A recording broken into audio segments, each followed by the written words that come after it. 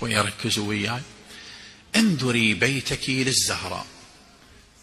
هيجي الجلسة مثلا اليوم بعد صلاة المغرب كملي شغلك، اجلسي بعد صلاة المغرب، توجهي إلى الزهراء، قولي يا زهراء البيت بيتك وأنا أمتك وأولادي خدامك وزوجي يعينني على خدمتك. هذا بيتك، أنا راح أنذر كل شيء بالبيت إلك، أنا خادمة عندك، أنا جارية عندك يا احسبيني فضة ولو هواي علي، احسبيني خادمة في بيتك.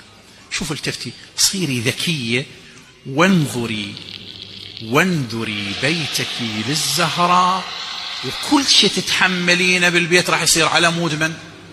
على مود الزهراء. حتى لما تطبخين أنا خادمة الزهراء، حتى لما تغسلين أنا. طبعا مو معناها خدمة البيت مو كريمة ولا لا، أعظم نعمة، بس ربطيها بالزهراء، لأن مرات النفس تحب تربط الشيء بشيء محبوب.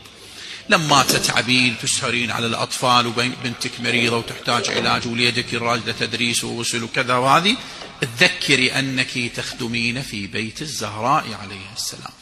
أماه يا زهراء احنا ما ندري قبلت البيت بيتك أو لا، ما ندري، بس احنا ندري بيك كريمة تدعين للجار قبل الدار، اعتبري هذا بيتك وادعي لنا وامسحي بكفك على رؤوسنا.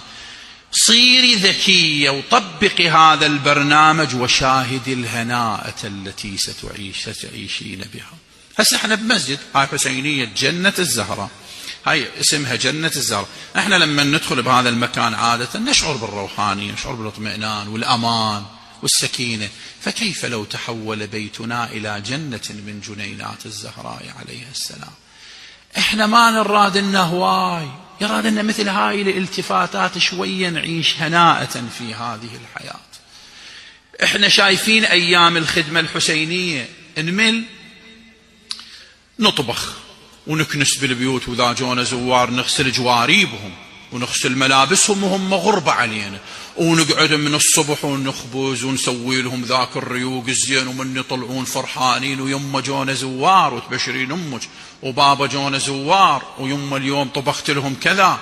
لما لا تفرحين هكذا ايضا في بيتك؟ انظري بيتك للزهراء وانظر الهناءة التي تحيط ببيتك.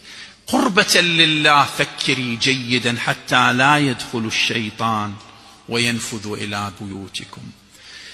أنا أتذكر أحد أساتذتي في الحوزة العلمية، كنت في يوم من الأيام جالس بقربه، قلت له مولانا أنا أريد درس تنطيني إياه، قال